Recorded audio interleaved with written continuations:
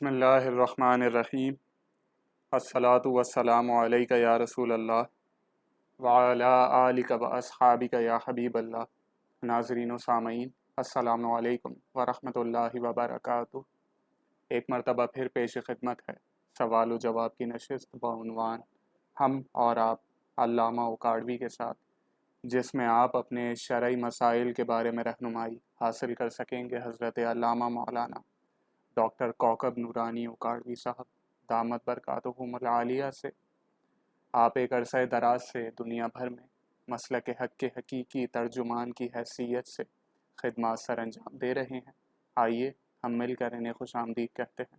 السلام علیکم ورحمۃ اللہ وبرکاتہ۔ وعلیکم السلام، اور تمام ناظرین و سامعین کو بھی السلام علیکم ورحمۃ اللہ وبرکاتہ۔ درس تراویح میں میرے ذہن سے ٹائم تھوڑا سا وہ نکل گیا تو لیٹ ہوا، لیکن وقت پہ پہنچ گیا تو ٹیکنیکل پرابلم ہو گئی، اور کنیکٹ ہونے میں جو تاخیر ہوئی ہے 5-7 منٹ کی، اس کے لیے معافی چاہتا ہوں۔ آپ لوگ اپنے سوالات اسی لائیو اسٹریم کے کامنٹ سیکشن میں لکھ سکتے ہیں۔ اگر آپ کی آئی ڈی اپنے اصل نام کے ساتھ نہیں تو آپ سوال کے ابتدا میں اپنا نام اور اپنے شہر کا نام لکھ کر بھیج دیجئے، آپ کا سوال شامل کر لیا جائے گا۔ اس کے علاوہ واٹس ایپ اور پیج ان باکس کی سہولت بھی آپ کے پاس موجود ہے۔ پیج ان باکس کی جہاں تک بات ہے تو یہ 3 پیجز سے لائیو ہوتا ہے: اوکاڑوی فورم، اوکاڑوی ڈیجیٹل میڈیا اور کوکب نورانی اوکاڑوی۔ انہی تینوں پیجز کے لائیو اسٹریم کے کامنٹ سیکشن، جس کا ابھی کچھ دیر پہلے میں نے ذکر کیا، اور انہی تینوں پیجز کے ان باکسز کے ذریعے آپ اپنے سوالات ہم تک پہنچا سکیں گے۔ اس کے علاوہ جو واٹس ایپ کی سہولت ہے جس کا میں نے ذکر کیا، تو اسکرین کے سامنے اگر آپ اپنے دیکھیں بالکل تو ایک نمبر لکھا ہوا آ رہا ہوگا، وہ واٹس ایپ نمبر ہے، اس کے ذریعے بھی آپ اپنے سوالات ہم تک پہنچا سکتے ہیں۔ آج کے پہلے سوال کی جانب بڑھتے ہیں۔ سحر صاحبہ کا سوال کہ کیا روزے میں اسٹیم لینے سے روزہ ٹوٹ جاتا ہے، اور کیا اگر قے ہو جائے تو اس سے روزہ ٹوٹے گا یا نہیں؟ بسم اللہ والحمد للہ والصلاة والسلام علی رسول اللہ۔ اصل میں ہمارے سارے پروگرام ریگولر لوگ نہیں دیکھتے ہیں، تو ایک سوال کئی مرتبہ آتا ہے۔ حالانکہ رمضان کا پہلا جمعہ پورا مکمل روزے کے مسائل بھی بیان ہو جاتے ہیں، اس کے علاوہ بھی بہرحال آپ پوچھتے ہیں تو جواب دینا میرا فرض ہے۔ عرض کروں کہ الٹی آئے، قے آئے، وامٹنگ ہو، تو اگر آپ نے خود نہیں بلکہ وہ الٹی خود سے آئی ہے، آپ کے کسی عمل کی وجہ سے نہیں آئی ہے، تو جتنی بھی الٹی آئی ہے اس میں سے اگر کچھ واپس چلا گیا تو روزہ ٹوٹ جائے گا۔ دوسری بات یہ ہے کہ انہیلر ہو، اسٹیم ہو، اس میں اگر کچھ ملایا ہوا ہے تو اس کو آپ کو نہیں لینا ہے، وہ آپ کے روزے کو فاسد کرے گا۔ اگر اس کا وہ دماغ کے تک جائے گی چیز، یا حلق میں اس کا اثر جائے گا، ذائقہ جائے گا، تو نہیں ہوگا، کیونکہ آپ اس میں سانس کھینچتے ہیں۔ تو صرف پانی تو نہیں ہے نا کہ صرف آپ نے بھاپ لی ہے، اس میں کوئی چیز ملاتے بھی ہیں آپ، تو بہتر ہے کہ روزے کی حالت میں ایسا نہ کریں۔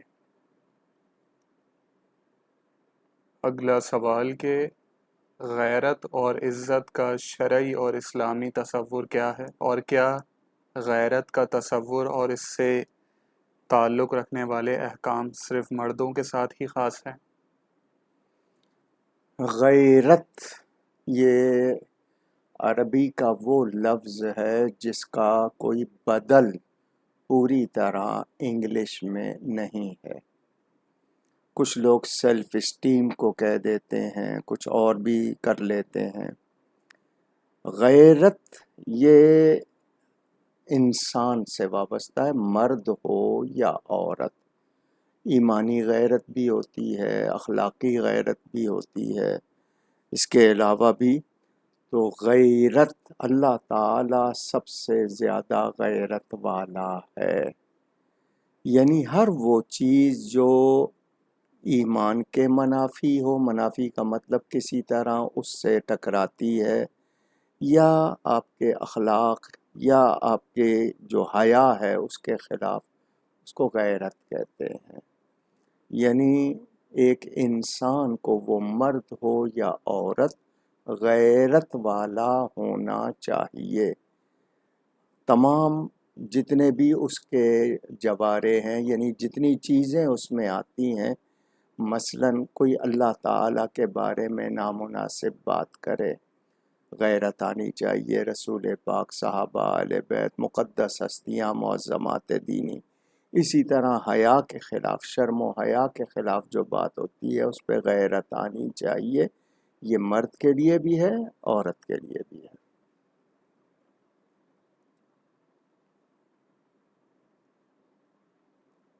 اگر کوئی نیا فرائض اور واجبات کی پابندی کرنا شروع کرے اور کچھ وقت بعد اس کا مزاج یہ ہو جائے کہ نماز روزے میں کوتاہی کرنے والوں کے ساتھ وہ سختی سے پیش آتا ہو، تو کیا اس کا ایسا کرنا تکبر میں شمار ہوگا یا نہیں؟ یہ کسی اور کا سوال ہے یا انہی کا سوال ہے؟ کیونکہ یہ آپ نے نام نہیں لیا اس میں پہلے۔ جی انہی کے تسلسل، اصل اچھا میں ان کا نام یہ مس ہو گیا تھا یہ دو سوالات کا۔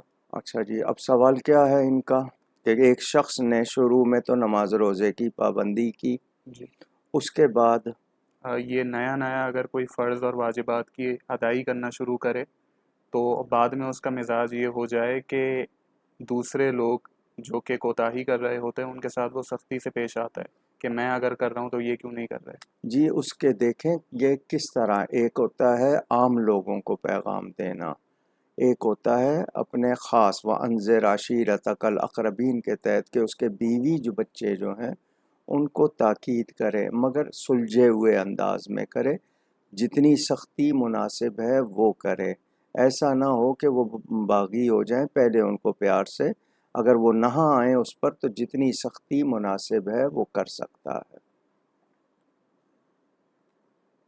محمد محسن صاحب کا سوال کہ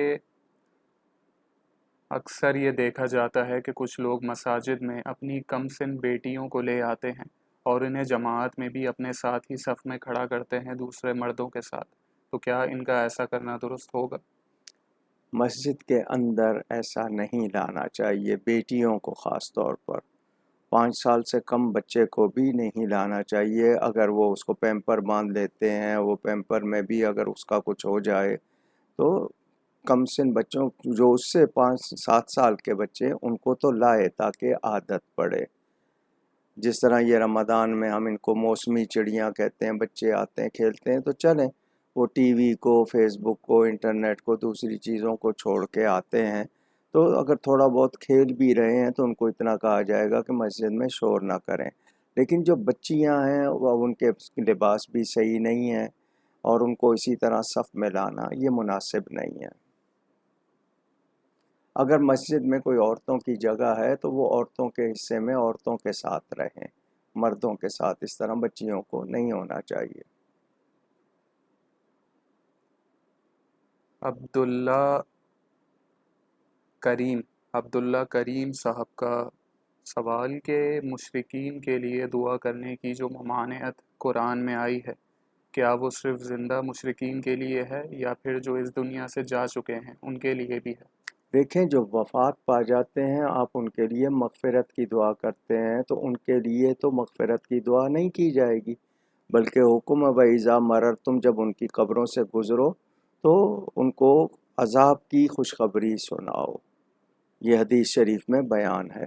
باقی زندہ لوگوں کے لیے آپ ہدایت کی دعا کر سکتے ہیں کہ یا اللہ ان کو ہدایت دے، وہ دعا ان کے لیے۔ باقی وفات پانے والوں کے لیے اگر آپ مغفرت کی کوئی تصور رکھتے ہیں تو وہ تو اللہ تعالیٰ کو آپ اس کے قہر کو آواز دیتے ہیں۔ سید شاہ رخ حسین صاحب کا سوال کہ آج کل ایک موبائل فون کا ایک گیم بہت مشہور ہے جس میں جو کمپنی ہے وہ یہ آفر دیتی ہے اپنے یوزرز کو کہ وہ گیم کے ذریعے تو پیسے نہیں کما سکتے، لیکن اس میں یہ ہوتا ہے کہ گیم کے دوران جو ایڈز آتے ہیں اس کو اگر وہ پورا دیکھیں اور جتنا دیکھیں، جتنی مرتبہ دیکھیں تو اتنے ہی پیسے ملتے ہیں، اور خاص روز کا ٹارگٹ ہوتا ہے کہ اگر آپ اتنے ایڈز دیکھیں گے تو آپ کو اتنے پیسے ملیں گے۔ تو کیا اس طرح یہ پیمنٹ لینا جائز ہوگا؟ یہ جو ٹیلی فون ایجاد ہوا ہے، ٹیلی فون پہلے تھا وہ بندھا ہوا تھا تار سے، لوگ آزاد تھے۔ وہ تار سے آزاد ہوا ہے تو لوگ پابند ہو گئے ہیں۔ محفل میں گھر میں بیٹھے ہوئے بھی ماں باپ بہن بھائیوں کے ساتھ بھی ٹیلی فون پہ رہتے ہیں۔ پھر اس میں جتنی چیزیں روز بروز نکالی جا رہی ہیں، ان کے پیچھے کوئی پلاننگ ہے، کوئی مقصد ہے۔ یہ محض تفریح انٹرٹینمنٹ نہیں ہے، ذہن میں رکھیں۔ یہ صرف انٹرٹینمنٹ نہیں ہے، اس کے پیچھے ان کے مقاصد ہیں۔ آہستہ آہستہ آپ کو وہ اس طرف لے جاتے ہیں کہ پھر آپ کے اندر ایمان، دوسری کسی چیز کا خیال نہیں رہتا، آپ کو اس کا عادی بنا دیا جاتا ہے۔ آپ پیسوں کے لالچ میں یا تفریح کے لالچ میں پھر غلط کاریوں کی طرف چلے جاتے ہیں۔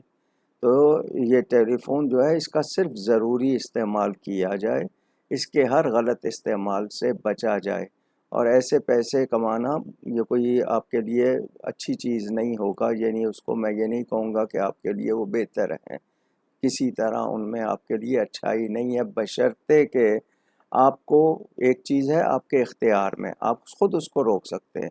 ایک مجبوری ہے کہ انہوں نے زبردستی ڈال دی ہے، اس سے آپ مجبور، لیکن اس سے بھی جہاں تک آپ بچ سکتے ہیں آپ کو بچنا چاہیے۔ اب اس میں کیٹیگریز ہوں، کچھ اور چیزیں ہوں، کہاں تک ہم اس میں کر سکتے ہیں، لیکن یہ آہستہ آہستہ ہم لوگ ایڈکٹڈ ہو جاتے ہیں، عادی ہو جاتے ہیں، اور پھر یہ کہ یہ چیزیں پھیلتی چلی جاتی ہیں۔ احمد علی عاشق صاحب کا سوال کہ کیا اگر کھانے کے دوران کھانے کی سنتوں کا خیال نہ رکھا جائے تو کیا اس سے برکت اٹھ جاتی ہے؟ نیز یہ بھی بتا دیجئے کہ کن کن کاموں کی وجہ سے کھانے سے برکت اٹھا لی جاتی؟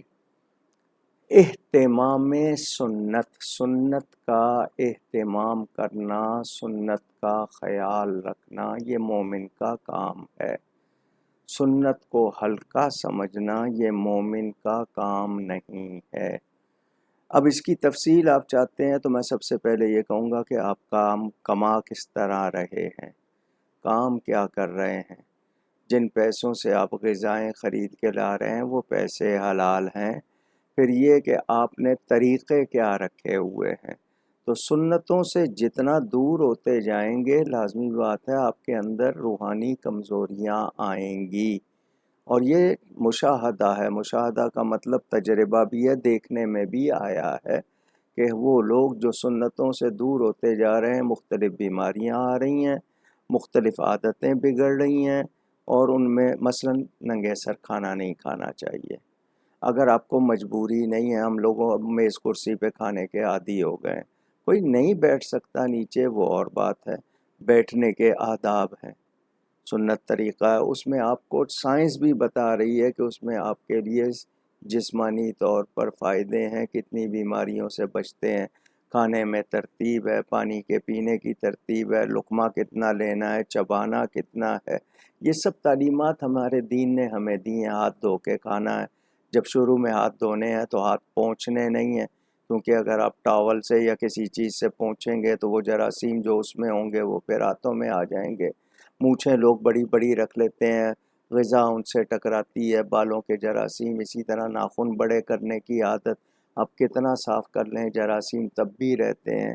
تو یہ بہت سی باتیں ہیں، کوشش کریں جہاں تک ہو سکے، مسلمان ہیں تو اسلامی زندگی اور سنت کے مطابق کریں گے، فائدہ بھی ہوگا، اللہ راضی بھی ہوگا، اور جسمانی فائدے بھی ہوں گے، روحانی فائدے بھی ہوں گے۔ عبداللہ علی صاحب کا سوال کہ اگر بار بار توبہ کرنے کے بعد توڑنے کا ایک سلسلہ سا بن جائے تو کیا اللہ ہر مرتبہ معاف فرما دے گا، یا پھر ایک وقت ایسا بھی آتا ہے کہ پھر اس گناہ کی کبھی معافی نہیں ملتی؟ عادی مجرم جس کی عادت ہو جائے جرم کرنے کی، میں اس کو بھی اللہ کی رحمت سے مایوس نہیں کرتا، مگر توبہ سچی ہونی چاہیے۔ یہ جو 100 مرتبہ توبہ کر کے توڑتے ہیں، اس کے باوجود اگر توبہ کی توفیق ہے تو سچی توبہ کر لے، لیکن مذاق نہ کرے۔ آپ اس طرح کسی اور کے ساتھ کریں یا کوئی آپ کے ساتھ کرے تو آپ کو کیسا لگے گا؟ آپ کہیں گے تیری تو عادت ہی یہی ہے، میں تیری توبہ کا کوئی اعتبار نہیں کرتا، جا پرے ہو جا۔ ہم لوگ اس طرح کرتے ہیں یا نہیں کرتے؟ تو اللہ تعالیٰ کے معاملے میں ہمیں زیادہ شرم ہونی چاہیے۔ اچھا، کچھ لوگ شرم کہتے ہیں، شرم، رے پہ زبر نہیں ہے، جزم ہے، شرم ہے لفظ۔ وہ جو حضرت داتا صاحب کے حوالے سے لوگ پڑھتے ہیں نا کہ کر کرم کروا کرم دونوں جہاں میں رکھ بھرم تھا، اس کو لوگ شرم پڑھتے ہیں، تو شرم نہیں ہے، وہ بھرم کا لفظ ہے وہاں پہ۔ تو شرم انسان میں اگر ہوگی تو وہ ایسا نہیں کرے گا۔ باقی اللہ تعالی ہمیں معاف کرے، وہ ہمارے گناہ آسمان تک پہنچ جائیں، وہ غفور الرحیم ہے، معاف کرنا چاہے، مگر ہم ایسا تو نہ کریں نا کہ اس کی بارگاہ میں یعنی پیش ہونے کے لائق بھی نہ رہیں۔ ان کا اگلا سوال کہ اللہ تعالیٰ نے قرآن پاک میں متعدد چیزوں کے بارے میں فرمایا ہے کہ ان میں ہر مرض کی شفا ہے، تو پھر جو دنیا میں لا علاج بیماریاں موجود ہیں جیسے کہ کینسر وغیرہ، تو پھر ان چیزوں سے اس کا علاج کیوں ممکن نہ ہوا اور وہ اب تک لا علاج کیوں ہیں؟ کتنی آبادی ہے مسلمانوں کی پاکستان میں؟ 24 کروڑ کے قریب۔ نہیں، مسلمانوں کی آبادی کتنے پرسنٹیج ہے؟ 96%۔ 96%۔ چلے آپ کے کہنے کے مطابق اگر 96% اس اسلامی جمہوریہ پاکستان میں مسلمانوں کی آبادی ہے تو ایمانداری کیوں نہیں ہے یہاں پہ؟ غذائیں خالص کیوں نہیں ہیں یہاں پہ؟ اب شہد ہے، ہنی، عسل خالص کیوں نہیں ملتا؟ دودھ اللہ تعالیٰ کی طرف سے کہ گوبر اور خون کے درمیان سے اللہ نکالتا ہے، اس میں اللہ تعالیٰ نے ہمارے لیے کیا کچھ رکھا ہے، مگر ہم کس طرح اس کو کر رہے ہیں؟ کوئی پانی ملا رہا ہے، کوئی سوڈا ملا رہا ہے، کوئی انجیکشن لگا رہا ہے۔ لِكُلِّ دَاءٍ دَوَاءٌ، اللہ نے جو بیماری پیدا کی ہے اس کی دوا بھی پیدا کی ہے، اور دوا کرنا اللہ تعالیٰ کا حکم ہے، کوئی غلط نہیں ہے کہ اللہ پہ بھروسہ نہیں ہے، کیونکہ اس دوا میں شفا بھی اللہ ہی نے رکھی ہے۔ میں صحیح دوا تک پہنچوں، اس کا صحیح استعمال کروں، اور جو مجھے پرہیز کرنے ہیں وہ کروں۔ اب ڈاکٹر کہہ دیتا ہے تو پرہیز کر لیتے ہیں، اللہ نے جو پرہیزگاری بتائی ہے وہ کیوں نہیں کرتے؟ پھر شکایت کس بات کی کر رہے ہیں ہم اپنے اعمال پر دیکھیں، نہ ہمارے پاس کمائی حلال، نہ غذائیں ہماری صحیح ہیں، اور اس کے بعد ہماری عادتیں بھی، جن چیزوں کو چھوڑنا ہے وہ بھی تو چھوڑیں۔ نماز بے حیائی برائی سے روکتی ہے، مگر ایک نماز سے دوسری نماز کے درمیان اگر ہم نے اپنے آپ کو ٹھیک نہیں رکھا تو پھر وہ روک تو نہیں رہی ہے نا، ہم تو پھر اسی طرف جا رہے ہیں، حالانکہ وہ روکنے والی ہے مگر ہم نہیں روک رہے۔ تو اس میں ہمارا قصور ہے۔ اللہ نے جس میں شفا رکھی ہے وہ اللہ نے رکھی ہے، بلا شبہ اس نے رکھی ہے، اور وہ صحیح ہے۔ جو حضور صلی اللہ علیہ وسلم کے پاس آیا تھا، جی پیٹ کی تکلیف ہے، فرمایا شہد کھلاؤ، اس نے کہا جی تکلیف بڑھ گئی، فرمایا شہد کھلاؤ، اس نے کہا جی تکلیف بڑھ گئی، فرمایا تیرے بھائی کا پیٹ جھوٹا ہے، اللہ کا فرمان سچا ہے، یقین کر کے اس نے پھر اگلی مرتبہ کھایا، شفا ہو گئی۔ تو یہ ہمارے ایمان کا بھی مسئلہ ہے، چیزوں کی اصلیت۔ اب دواؤں میں انگریڈینٹس، پاکستان کی دواؤں پر لوگ اعتبار کیوں نہیں کرتے؟ اور وہ جتنے لوگ دوا ساز جو فارماسوٹیکل کمپنیز ہیں، وہ اگر صحیح اجزاء انگریڈینٹس نہیں ملا رہے تو 2 پیسے تو کما رہے ہیں، مگر وہ 2 پیسے تو آگ ہے جو وہ بھر رہے ہیں، اپنے آپ کو بھی کھلا رہے ہیں، اپنی اولاد کو بھی کھلا رہے ہیں۔ تو یہاں تو پیسہ دین ایمان بنا ہوا ہے نا، اللہ کا خوف تو ہے نہیں۔ تو دوائیں اللہ ہی نے بنائی ہیں، ان میں اثر بھی رکھا ہے، مگر آپ لوگ ملاوٹ کریں، آپ کو صحیح چیز نہ ملے، یا آپ اس طرح کریں تو پھر آپ شکایت نہ کریں نا، پہلے اپنے اعمال پہ نظر کر لیں۔ باقی کلمہ شریف، میرے پیر و مرشد حضرت صاحب کرما والوں کے پاس ایک شخص آیا، اس نے کہا جی میرے سر میں درد ہے، فرمایا کلمہ پڑھو۔ اس نے کلمہ پڑھ کے کہا کہ درد نہیں گیا، فرمایا دھیان سے پڑھ۔ اس نے پھر پڑھا، پھر کہنے لگا نہیں گیا، تو حضرت صاحب کو جلال آ گیا، فرمایا اس کلمہ پڑھنے سے کفر نہیں رہتا تو تیرے سر کا درد کیسے رہ گیا؟ تیرا یقین کہاں ہے؟ تو پڑھ کیوں نہیں رہا صحیح طرح؟ اللہ پر یقین، ہم دعائیں کرتے ہوئے اللہ پہ یقین نہیں کرتے، دل میں ہوتا ہے پتہ نہیں ہوگا نہیں ہوگا۔ خدا سے تجھ کو کیا کہتے ہیں، بتوں سے تجھ کو امیدیں، خدا سے نو امیدی، مجھے بتا تو صحیح اور کافری کیا ہے۔ آج ہم نے کن لوگوں سے اپنی امیدیں وابستہ کی ہوئی ہیں؟ کافروں سے، غیروں سے۔ ہم خدا پر تو یقین ہی نہیں کر رہے، تو یہ ہماری کمزوریاں ہیں۔ اللہ نے جس میں شفا رکھی ہے اس میں شفا ہے، قرآن کریم شفا ہے، سورہ فاتحہ شفا ہے، یقین کے ساتھ پڑھ کے دیکھ لیں۔ حمیرہ مشتاق صاحبہ کا سوال کہ اگر پہلی مرتبہ عمرہ کی ادائی کے لیے جائیں تو عمرہ ادا کرتے وقت غلطیوں سے کس طرح بچیں؟ اکثر لوگوں کے ساتھ یہ ہوتا ہے کہ پہلی بار عمرہ ادا کرنے جاتے ہیں اور نا تجربہ کاری کی وجہ سے ارکان صحیح طرح ادا نہیں کر پاتے۔ کتابیں چھپی ہوئی ہیں، کتنے کاروان بنے ہوئے ہیں، تربیت دیتے ہیں، مگر آپ سیکھنا نہیں چاہتے، آپ کسی سے رہنمائی نہیں لینا چاہتے۔ کتنی ویڈیوز بنی ہوئی ہیں، لوگوں نے اسی لیے بنائی کہ آپ کی رہنمائی ہو۔ اچھا، پھر جو کاروان والے جاتے ہیں کسی نہ کسی ایک عالم کو ساتھ رکھ لیتے ہیں، وہ بتاتے رہتے ہیں، سیکھنا آپ نے ہے نہیں، تو پھر آپ کی غلطیاں ہوتی ہیں۔ کہاں آپ کو صدقہ دینا ہے، کہاں دم دینا ہے، کہاں صرف آپ نے کوئی اس میں جو آپ کو دینا ہے کچھ آپ کو اس کا پتہ ہی نہیں۔ پھر غلطی کس نوعیت کی ہو رہی ہے اس کا آپ کو نہیں پتہ کہ دوبارہ کرنا ہے یا اسی کا میں رکھنا ہے، تو سیکھیں۔ آسان کتابیں ہر زبان میں آپ کے لیے بنا دی گئی ہیں، لوگوں علماء موجود ہیں، پوچھتے کیوں نہیں ہیں آپ؟ تو جو غلطی ہوگی وہ جس نوعیت کی ہوگی اس کا حل بھی آپ کو بتا دیا جائے گا۔ شاہد جاوید صاحب کا سوال کہ ابتدائے انسانیت سے لے کر اب تک اللہ تعالیٰ کی عبادت جاری ہے۔ میرا سوال یہ ہے کہ قیامت جب آ جائے گی تو اس کے بعد اللہ تعالیٰ کی عبادت جاری رہے گی یا ختم ہو جائے گی؟ عبادت کا معنی مفہوم جانتے ہیں؟ یہ لفظ عبادت سنا ہے، یہ صرف چند ارکان ادا کر لینا ہی نہیں ہے۔ میں نے 1000 مرتبہ بتایا کہ ہماری تخلیق کا مقصد ہی کیا ہے، الا لیعبد الحمدللہ وما خلقت الجن والانس الا لیعبدون۔ عبادت کیا ہے؟ میری زندگی اللہ کے لیے ہے، میری ہر حرکت جنبش اللہ کے لیے ہو، پوری زندگی عبادت۔ شادی کر رہا ہوں، اللہ کا حکم، نبی کی سنت، عبادت بن جائے گا۔ آپ نے اس لیے کیا کہ جو گھر آئے گی، کھانے پکائے گی، کپڑے استری کرے گی، گھرداری کرے گی، تو آپ نے تو اس لیے کیا۔ اگر آپ اللہ کا حکم نبی کی سنت سمجھ کے کرتے تو آپ کی شادی جب تک رہتی وہ بھی عبادت، تو آپ کی نیت ہونی چاہیے۔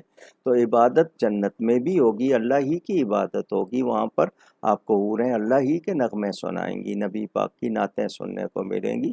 تو یہ عبادت، وہ ارکان جو اس طرح یہاں فرائض واجبات ہیں وہ نہیں ہوں گے، لیکن عبادت اللہ ہی کی ہوگی اور جاری رہے گی۔ حمیرہ مشتاق صاحبہ کا سوال کہ کیا اعلیٰ حضرت رحمۃ اللہ تعالی علیہ کے ترجمے کنز الایمان کا کوئی مستند انگریزی ترجمہ موجود ہے؟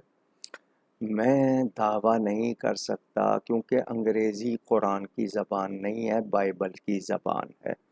بہت سے الفاظ کا پراپر یعنی اپروپریٹ لفظ اس کے بدل میں نہیں ہوتا، تو کسی طرح وہ تھوڑا بہت مفہوم قریب قریب ادا کیا جاتا ہے۔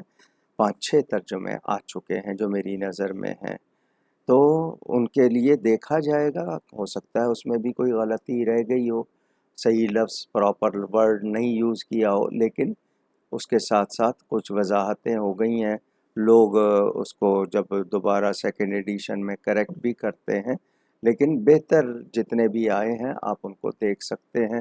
دارالعلوم پٹوریا والوں نے پہلی انگریزی میں تفسیر نور العرفان اس کا بھی ٹرانسلیشن کیا، اور عبد المجید اولک صاحب نے کیا، حضرت شاہ فرید الحق صاحب نے کیا، اور بھی اس طرح برطانیہ میں اور انڈیا میں دوسری جگہوں پر ترجمے ہوئے ہیں۔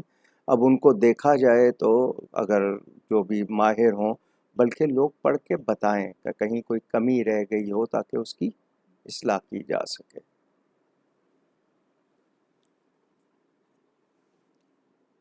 شاہ میر صاحب کا سوال کہ کیا نوروز کی مبارکباد دینا جائز ہے، اور کیا اسے منانے میں کوئی شرعی قباحت تو نہیں؟ ہر وہ تہوار، اوکیزن، فیسٹیول اور کیا لفظ ہوتے ہیں، جتنے بھی آپ کے ہیں تہوار کہتے ہیں آپ، ان کا کوئی سیلیبریٹنگ مسئلہ جو سیلیبریٹ کرتے ہیں وہ جو کفار کا ہے، غیر مسلموں کا ہے، اس پہ مبارکباد نہیں دی جا سکتی۔ مبارک برکت تصور جائز اور اچھی چیزوں کے ساتھ ہے، جو اللہ اس کے رسول کے دین کے خلاف ہے اس پہ لفظ مبارک نہیں بولا جا سکتا۔ یہ ہمارے ہاں ان سے زیادہ آپ تو صرف نوروز کے لیے یا ہولی دیوالی یا دسہرہ کے لیے پوچھ رہے ہوں گے، یہاں پر تو ڈانس پہ بھی مبارکباد دی جاتی ہے، یہاں تو اور پتہ نہیں کتنی ناجائز چیزوں پہ کہا جاتا ہے مبارک ہو، تو یہ بالکل غلط ہے، اس سے توبہ کرنی چاہیے۔ ان کا اگلا سوال کہ دین اسلام کے بعض احکام ایسے ہیں جو عیسائی اور یہودی مذہب میں بھی پائے جاتے ہیں، تو کیا اس مشابہت کی بنیاد پر اگر کوئی ان کے لیے نرم گوشہ رکھے تو کیا یہ جائز ہوگا؟ اہل کتاب، یہود و نصارہ، وہ جو پہلے اہل کتاب تھے آج کل جو ہیں وہ اس سے بالکل ہٹے ہوئے ہیں۔ عیسائیوں میں میرے خیال ایک گھر میں 10 افراد ہیں تو 10 فرقے ہیں، یہودیوں کے 6 فرقے مشہور ہیں، ان کے اندر کیا کیا ہے۔ باقی رہی یہ بات کہ مشابہت کو نہیں دیکھنا، اگر وہ اس قوم کا شعار ہے اور ان کے طریقے پر ہے تو وہ ان کا عمل ہے۔ اب مثلاً یہ ہے کہ آپ کہیں گے ذبح کرنا، دفن کرنا، اب یہ دونوں چیزیں یہود و نصارہ میں ہیں یا نہیں ہیں، تو کیا آپ ان کے لیے کہہ دیں گے کہ وہ جو کر رہے ہیں صحیح کر رہے ہیں؟ ہمارے ہاں جو اسلام کے مطابق نہیں ہے اور اس میں اگر تھوڑی بہت مشابہت ریزمبلنس نظر آئے تو اس کے لیے نرم گوشہ رکھنے کے کیا مطلب؟ اللہ تعالیٰ تو جاہد الکفار والمنافقین وغلظ علیہم، قرآن میں ان کے لیے سخت رکھو۔ انسانی طور پر ہم ان کا دل جیتنے کے لیے کہ وہ اسلام کی طرف آئیں، اتنی باتوں میں ہم نرمی کریں گے، لیکن یہ کہ ہر بات میں نرمی نہیں کی جا سکتی، جہاں ایمانی عقائد کی بات آئے گی وہاں نرم گوشے کی گنجائش نہیں ہے۔ اور مسلمان کے دل میں آپ اپنے دشمن کے لیے رکھیں گے نرم گوشہ؟ کسی نے آپ کے پیسے مار لیے، کسی نے آپ کو گالی دی، آپ اس کے لیے نرم گوشہ رکھتے ہیں؟ تو پھر اللہ اور اس کے رسول کے دشمن کے لیے خود سوچ لیں آپ۔ اس کا یہ مطلب نہیں ہے کہ ہم ان کو گالیاں دے رہے ہیں یا ان پر لعنت کر رہے ہیں، یا ان کے مراد یہ ہے کہ جہاں انسانی سلوک کا معاملہ ہے ہم اچھا اپنا نمونہ پیش کریں گے، مگر اللہ تعالیٰ جس طرح ہمیں منع کیا گیا ہے کہ غیر مسلم کو ہم سلام نہیں کریں گے، وہ ہمیں سلام کرے، ہم صرف جواب میں وعلیکم کہیں گے۔ یہ حکم کس کا ہے؟ آپ کہیں گے نہیں یہ تو عجیب لگتا ہے، تو پھر اس کا مطلب آپ اللہ سے زیادہ جانتے ہیں، آپ اللہ کو مشورہ دینا چاہ رہے ہیں، نبی کو مشورہ دینا چاہ رہے ہیں، تو آپ پہلے سمجھیں آپ کی عقل کی بنیاد کیا ہے، اور اللہ رسول کے احکام کے حوالے سے اگر آپ ایمان والے ہیں تو پھر آپ کو ان کی ماننا ہے۔ حارث علی صاحب کا سوال کہ کیا غسل کے بعد وضو کرنا ضروری ہے، اور اگر نہ کیا تو کیا اس کے بغیر نماز ہوگی یا نہیں؟ کئی مرتبہ بتایا غسل کے 3 فرض ہیں۔ پہلے اصل طریقہ یہ ہے کہ غسل سے پہلے آپ وضو کریں جس طرح وضو کرتے ہیں، اس کے بعد آپ بدن پہ پانی بہا لیں۔ اگر یہ آپ نے نہیں کیا ہے تو آپ کم از کم کلی کریں، ناک میں پانی کھینچیں اور پورے بدن پر کہ ایک بال بھی خشک نہ رہ جائے پورا پانی بہا لیں، تو پھر اس کے بعد وضو کی ضرورت نہیں رہے گی۔ لیکن آپ نے صرف پانی بہایا ہے، فرائض ادا نہیں کیے، تو وہ آپ کا وضو نہیں ہوگا۔ غسل طہارت اور ہوتا ہے، ایک ایسے ہی آپ صرف بدن کو ٹھنڈک پہنچانے کے لیے پانی بہا لیتے ہیں، وہ اور ہے۔ غسل جنابت، غسل طہارت میں جو فرائض ہیں وہ اگر آپ نے ادا کر کے غسل صحیح کیا ہے کامل تو وہ بڑا وضو ہوگا۔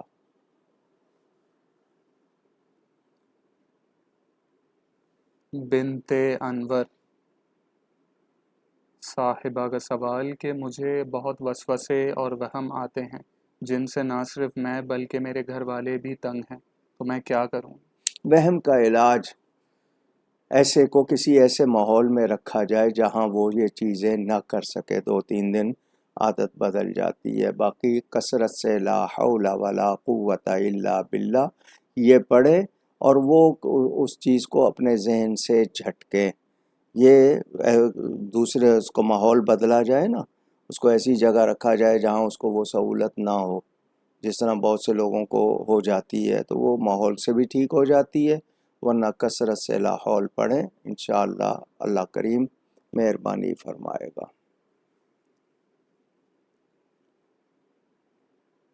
محمد عمر صاحب کا سوال کہ کیا ہر شخص کو یہ اجازت حاصل ہے کہ وہ قرآنی آیات کی کیلی گرافی کرے، یا صرف جو ماہر ہے صرف اسے ہی اجازت ہے؟ کیونکہ اکثر خطاطی کرتے ہوئے کوتاہی ہو جاتی ہے، تو کیا یہ بے ادبی میں شمار ہوگا یا نہیں؟ وہ خطاط کہلاتا ہے، وہ خطاطی کر کے اس کی فروخت کرتا ہے، بناتا ہے فریم، تو اس کے لیے ہر ایک کے لیے اس کی صحیح ہونا چاہیے۔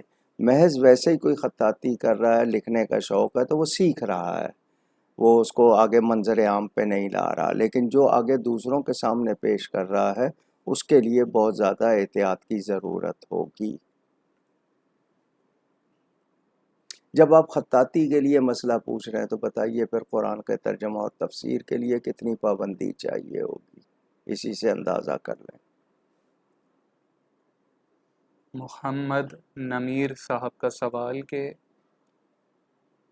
پالتو جانوروں سے اگر کوئی اس قدر انسیت رکھتا ہو کہ ان کے مرنے پر وہ شدید غم میں مبتلا ہو جائے اور کھانا پینا بھی چھوڑ دے، تو کیا یہ مناسب رویہ کہلائے گا؟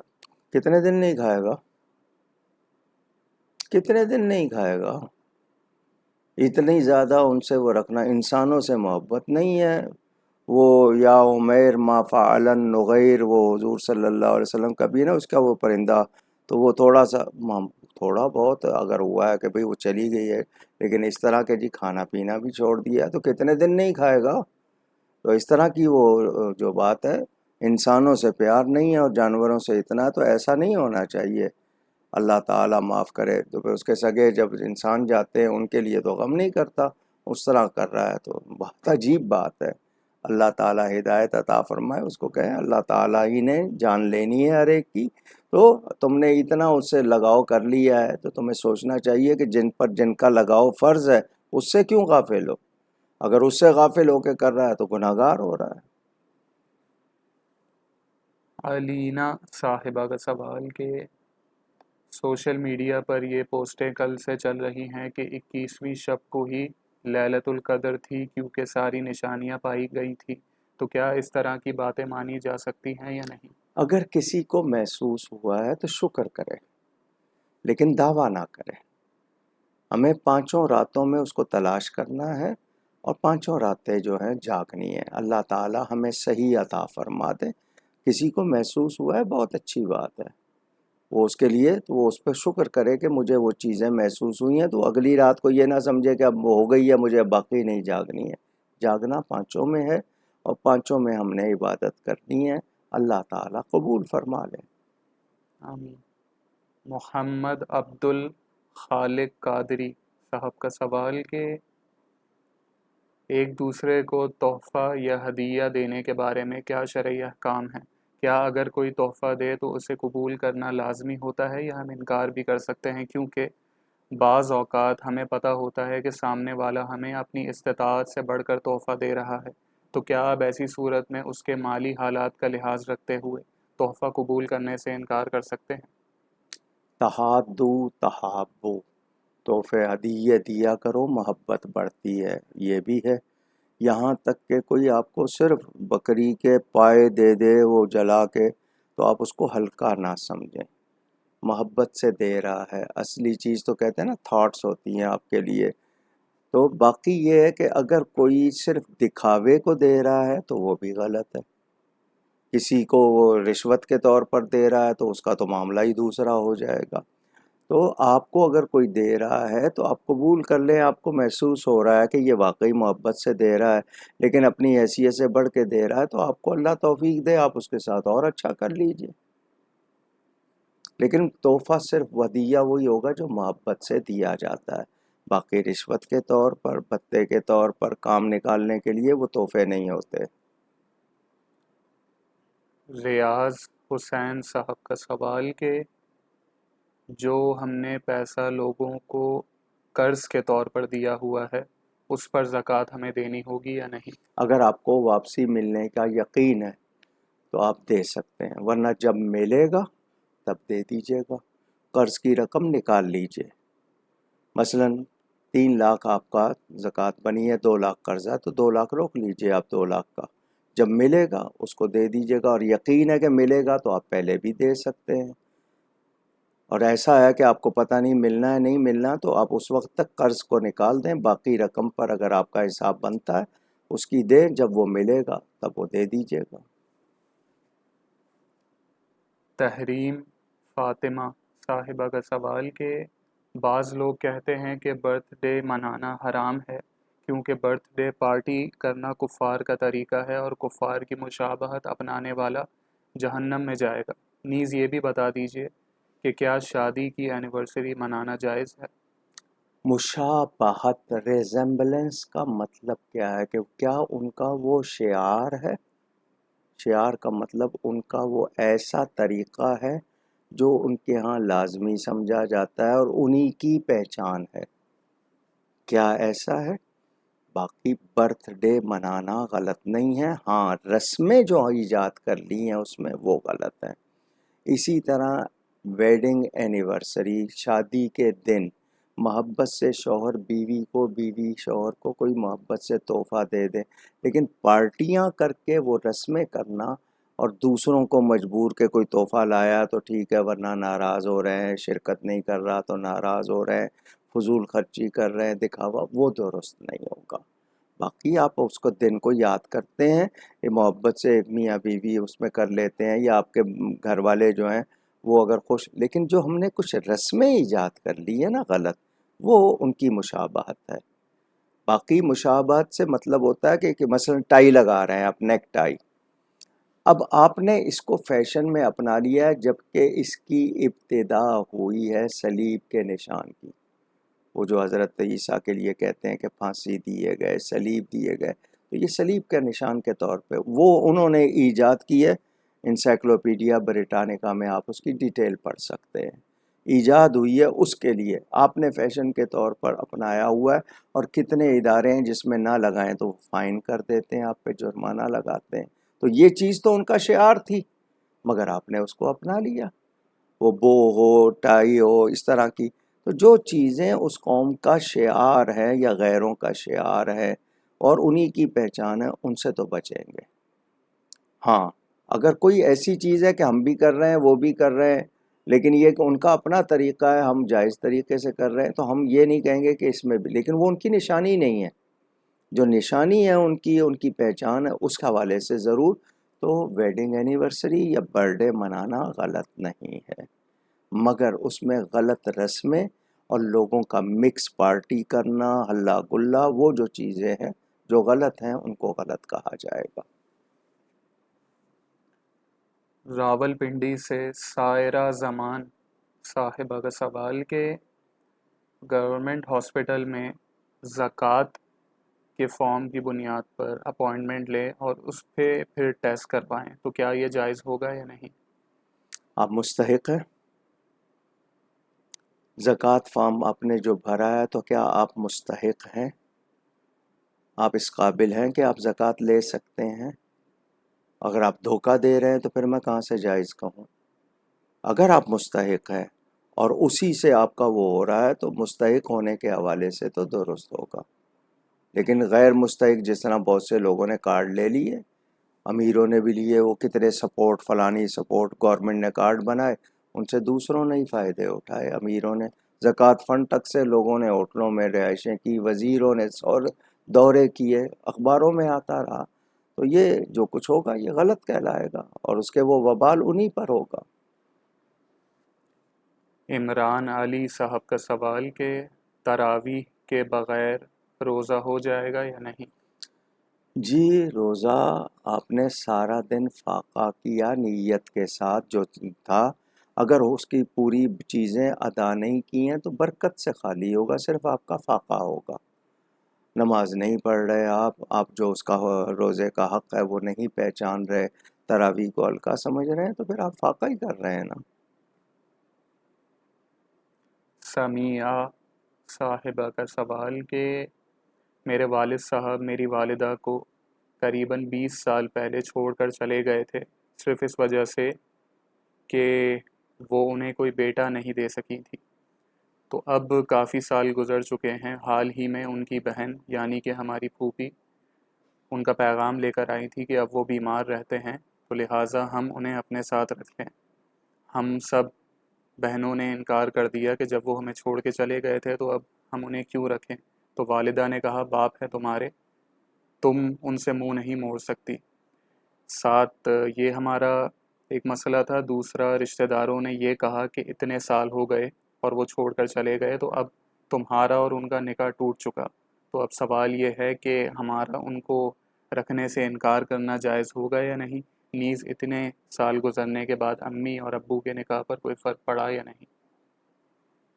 نکاح کس طرح ٹوٹتا ہے شاید ان کو معلوم نہیں۔ باقی ان صاحب کو اللہ ہدایت دے، یہ ماں کا کام ہے بیٹا پیدا کرنا یا بیٹی پیدا کرنا؟ یَہَبُ لِمَن یَشَاءُ اِنَاثًا وَیَہَبُ لِمَن یَشَاءُ ذُکُورًا، قرآن میں اللہ جس کو چاہتا ہے لڑکا دیتا ہے، جس کو چاہتا ہے لڑکی دیتا ہے۔ تو عورت پر یہ الزام کیوں کہ جی وہ بیٹا نہیں دے سکی؟ عجیب آدمی ہے۔ اس کو بھی اتنا کہہ دیا جائے کہ بھئی تمہارے نطفے میں پھر اثر نہیں تھا، تم ہی مجرم ہو اس کے۔ عورت نے تو پروڈیوس کیا ہے، اور ابتدا تم سے میں کیا بات کروں یہاں پر میڈیا پر۔ بہرحال وہ گناہگار ہیں 20 برس کے، اور باقی رہی بچوں کو انکار نہیں کرنا چاہیے۔ وہ اگر آتے ہیں توبہ کرتے ہیں معافی چاہتے ہیں تو اللہ تعالیٰ سے دعا کریں کہ ان کا گناہ معاف ہو جائے۔ باقی وہ آ کر اتنی نیکی کریں جو 20 سال میں نہیں کر سکے، اچھی طرح اس کو مٹانے کی کوشش کریں۔ باقی نکاح جن چیزوں سے ٹوٹتا ہے وہ اگر نہیں ہے تو نکاح 20 سال میں نہیں ٹوٹا، بشرطے کہ کوئی ایسا بات یا ایسا جملہ نہ کہا ہو، کوئی ایسے لفظ نہیں کہے ہوں کہ جن سے نکاح ٹوٹ جاتا ہے۔ باقی یہ کہ بیٹیوں کو انکار نہیں کرنا چاہیے، اللہ تعالیٰ سے معافی چاہیں، اور وہ شخص بھی آ کر معافی چاہے، بیوی سے بھی بچوں سے بھی، وہ غلطی پر تھا، اللہ سے بھی معافی چاہے اور توبہ کرے۔ وہ اتنی بات کہ جی بیٹا نہیں دے سکی، یہاں تو کفر تک بات جانے والی ہے، اللہ تعالیٰ معاف کرے۔ کیسے لوگ ہیں وہ ساسیں بھی کہ جی بہو کو کہ جی ہمیں تو بیٹا چاہیے، تو بیٹا چاہیے تو اللہ سے مانگو۔ یہ کیا بات ہوئی؟ یہ تمہارے بس کی بات ہے؟ تو اس بات پہ کوئی ایسا کرنا یہ تو بہت عجیب بات ہے۔ اچھا جی دوسری شادی کریں گے بیٹا ہوگا، اگر اس سے نہیں ہوا تو پھر تیسری کر لیں، کہ اسی طرح کرتے رہیں تو اللہ دے گا۔ اللہ سے دعا کریں، نبیوں نے دعائیں کی ہیں، قرآن میں دعائیں موجود ہیں۔ بیٹے کی تمنا بری بات نہیں ہے، لیکن یہ کہ یہ بیوی کا قصور نہیں ہے کہ جی وہ بیٹا نہیں دے رہی، تو اللہ کا کام ہے۔ تو آپ اللہ سے معافی چاہیں جو آپ نے 20 سال اپنے آپ کو 20 سال کا سارا گناہ جو آپ نے فرائض ادا نہیں کیے، خرچہ نہیں دیا، خیال نہیں رکھا، بیوی سے دور رہے، اس سب کے گناہ گار ہیں آپ دونوں۔ اللہ سے معافی مانگیں اور توبہ کریں۔ باقی یہ کہ نکاح وغیرہ اگر وہ جو کوئی ایسی چیز نہیں پائی گئی تو نہیں ٹوٹا۔ محمد فہیم صاحب کا سوال کہ کیا کوئی شخص یہ وصیت کر سکتا ہے کہ اگر اس کے پاس کسی بزرگ کی قمیض ہو بطور تبرک تو وہ مرنے کے بعد اس کے ورثاء اسے انہی کپڑوں میں تیار کر کے قبر میں دفن کر دیں؟ نبی کریم صلی اللہ علیہ وآلہ وسلم نے اپنی چچی حضرت علی کرم اللہ تعالیٰ وجہ الکریم کی والدہ کو اپنا قمیص دیا تھا، وہ نبی پاک کی بات تھی۔ کوئی اللہ والے کا کپڑا ہے تو وہ ساتھ رکھ دیا جائے اگر وہ ایسا کپڑا ہے، مگر اسی میں کفن دینا، وہ اگر کس پائے کے بزرگ ہیں کیا ہیں، تبرک کا میں انکار نہیں کرتا، تو وہ کپڑا ساتھ رکھ دینا اگر کوئی چاہتا ہے تو اس حد تک تو ہے، لیکن اسی میں اس کو پہلے پہنا کے کرنا، اب یہ اس معاملے میں ذرا توجہ کرنی ہوگی کہ بہتر یہی ہے کپڑا ساتھ رکھ دیں، جو سنت طریقہ ہے اس کو پورا کریں۔ تبرکات ساتھ رکھنا منع نہیں ہے، مگر کون سے تبرکات رکھے جا سکتے ہیں؟ صحابہ نے نبی پاک کا عصا رکھا، بال مبارک رکھے. حضرت امیر معاویہ نے نبی پاک کے ناخنوں کے تراشے اور بال مبارک الاستیاب میں موجود ہے. تبرکات کا رکھنا درست ہے. تو اگر کوئی ہے تبرک ایسا، باقی یہ کہ پورا اس لباس میں کرنے سے بس ساتھ رکھ دیں، اللہ تعالیٰ قبول کرنے والا ہے. ناصر خان صاحب کا سوال کہ میری بیٹی جس مدرسے میں پڑھتی ہے تو اس کے حوالے سے اس نے حال ہی میں مجھے بتایا کہ وہاں جو مدرس ہیں اور انتظامیہ ہے وہ پڑھنے والی بچیوں کو ان کے ساتھ زبردستی کر کے یہ انہیں کہا جاتا ہے کہ اپنے گھر سے خیرات، صدقات اور فطرات کی رقم لا کر ہمیں دو. اب اور انہیں پھر رقم بھی بتائی جاتی ہے کہ اتنی رقم ہر بچی لازمی اپنے گھر سے لائے. اب مسئلہ یہ ہے کہ وہاں بہت سی ایسی بچیاں بھی ہیں کہ جو صاحب استطاعت نہیں ہیں یا جن پر فطرہ اور خیرات فرض بھی نہیں ہیں، لیکن جو انتظامیہ ہے وہ لازم ان پر کرتی ہے کہ گھر سے لازمی لے کر آئیں. تو کیا ان کے لیے ایسا کرنا جائز ہوگا؟ جو بھی پڑھانے والا کسی مدرسے میں، اسکول میں، کالج میں، یونیورسٹی میں استاد ہے، اب وہ کس کے لیے مانگ رہا ہے؟ اول تو اس کو ایسا نہیں کرنا چاہیے کہ جی ان پر لازم کر دے کہ تم نے اتنے پیسے لانے ہیں یا اتنا کھانا لانا ہے. یہ درست نہیں ہے میرے نزدیک بالکل. اور مجبور کرنا تو اور زیادہ غلط ہوگا. ہاں، کہہ دیا جائے کہ میں فلاں کی مدد کرنا چاہتا ہوں، اپنے والدین کو جا کر بتاؤ کہ استاد صاحب کہہ رہے ہیں کہ فلاں شخص کی مدد کرنی ہے، آپ تعاون کر سکتے ہیں تو کریں. اس حد تک تو درست ہے. لیکن ان پر لازم کر دینا یا پھر اس بچے کو عتاب میں رکھنا یا اس کو برا سمجھنا، اس کی گنجائش نہیں ہے. یہ غلط طریقہ ہوگا. اچھا جی، پکنک پہ جا رہے ہیں، سب نے اتنے پیسے دینے ہیں، وہ آپ لوگوں کی چوائس ہوتی ہے کہ آپ نہیں جانا چاہتے یا وہ کرتے ہیں انتظامیہ کے طور پر، وہ اور بات ہے. لیکن فطرہ مانگنا، زکوٰۃ مانگنا، اگر وہ خود مستحق ہے تو بھی یہی ہے کہ پیغام دے سکتا ہے کہ والدین کو بتائیں کہ میری مدد کریں، لیکن ان کو مجبور یا پابند نہیں کر سکتا. یہ میرا خیال مختصر میرا یہی جواب ہے. محمد عدنان صاحب کے سوالات. ان کا پہلا سوال کہ شرعی فقیر نے زکوٰۃ میں ملی ہوئی چیز بیچ دی تو زکوٰۃ دینے والے کی زکوٰۃ ادا ہو جائے گی یا نہیں؟ تملیغ کے لیے دی تھی یا اس کو آپ نے صرف ویسے دے دی زکوٰۃ، اس کو مالک بنا دیا؟ اب جو مالک بن گیا، آپ نے پہلے اس کو بتایا تھا کہ میں تمہیں صرف یہ بتا رہا ہوں. مثال کے طور پر مدارس میں آپ زکوٰۃ دیتے ہیں، وہ تملیغ کرواتے ہیں، تو وہ کسی بھی جس کو شرعی فقیر کو بتاتے ہیں کہ دیکھو یہ مدرسے کی امداد ہوئی ہے زکوٰۃ میں، تو یہ زکوٰۃ کے پیسے ہیں، آپ قبول کر لیں اور قبول کر کے ہمیں ہدیہ کر دیں. یہ پہلے سے اس کو بتا دیا جاتا ہے. لیکن آپ نے کسی کو مالک بنایا، اب وہ اس نے آگے وہ چیز جو ہے وہ بیچی، آپ نے اس کو پہلے نہیں بتایا، تو جب آپ نے اس کو دے دی ہے تو وہ تو مالک ہو گیا. اس نے مالک ہونے کے بعد خرچ کی ہے نا، تو مالک ہونے کے بعد تو اس کے پاس اختیار آ گیا. تو آپ نے صرف تملیغ کے لیے شرعی فقیر کو دی تھی یا اس کو دے دی تھی؟ تو جب دے دی آپ نے تو پھر آپ نے اگر زکوٰۃ کے طور پر دی ہے تو وہ مالک ہو گیا. وہ اب بیچے، وہ رکھے، وہ کھائے، وہ جو مرضی کرے، وہ مالک ہو گیا. مثال کے طور پر آپ نے کھانے کا پورا ٹرے بھر کے اس کو دیا یا کھانے کا سامان دیا، آپ نے اس کو مالک بنا دیا. وہ کھاتا نہیں ہے، جا کے کسی اسٹور پہ بیچ دیتا ہے، اس کو اختیار ہے کیونکہ وہ مالک ہو گیا. لیکن آپ نے کھانا پکایا اور کہا یہاں بیٹھ کے کھاؤ اور اس کو زکوٰۃ شمار کریں، وہ نہیں ہو سکتا. آپ کو اس کو مالک بنانا ہے، وہ کھائے یا بیچے. اب جب مالک بنا دیا تو وہ مالک ہے، جو مرضی کرے. والدین میں سے کسی ایک کے جنازے میں شرکت کی وجہ سے اعتکاف توڑ دیا تو کیا قضا ہوگی یا نہیں؟ جی، اس کے بعد رمضان کے بعد وہ ایک دن روزہ رکھ کر ایک دن قضا کرے گا. جس کسی نے بھی اعتکاف توڑا، عورت تھی اس نے اعتکاف میں بیٹھی اور اس کو ایسی حالت ہو گئی کہ روزہ نہیں رکھ سکتی، اس کا وہ ایسی کیفیت جو آ جاتی ہے، تو مرد ہے وہ اعتکاف سے باہر نکل گیا مجبوراً، اس کو کوئی جنازے میں یا کسی وجہ سے جانا پڑا، تو وہ رمضان کے بعد ایک روزہ رکھ کے ایک دن مسجد میں اعتکاف کرے گا۔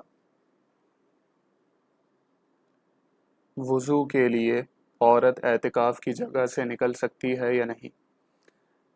اصل جگہ جہاں وہ بیٹھی ہے اس جگہ پر قریب میں پانی کا انتظام نہیں ہے، لیکن اس تھوڑے سے فاصلے پہ گئی، اس درمیان میں گھر والوں سے باتیں نہیں کرے گی وہ، یا ان کے پاس بیٹھے گی نہیں، صرف ضرورت پوری کرے اور واپس آ جائے وہاں پر۔ شوگر، بلڈ پریشر اور گردے کے مریض کے لیے روزوں کا فدیہ دینا جائز ہے، اور روزوں کا فدیہ ہے کیا؟